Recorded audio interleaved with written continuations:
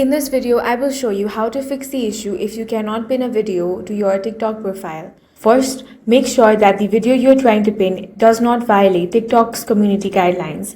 Video with restrictions or moderation actions may not be eligible to be pinned. First, launch open the TikTok app, then tap on the profile icon. Now tap on the three lines at the top right corner of your screen. From here, tap on Settings and Privacy. Then scroll down and get to Free Up Space. Here, tap on Clear next to Cache, then tap on Clear again to confirm. You want to tap on Clear next to Download as well, then tap on Clear one more time to confirm. After that, you want to launch open Play Store or App Store on your device. Now tap on the search bar and here you want to search TikTok.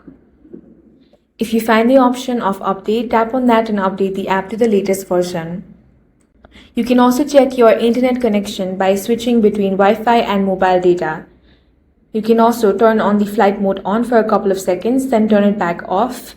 This is going to refresh the network. Now open TikTok and try to pin it again. If you're still facing this problem, uninstall the TikTok application. After uninstalling, install it again from Play Store or App Store and this issue should be fixed. That's all for this video. If you found it useful, make sure to hit the like button and subscribe for more videos like this.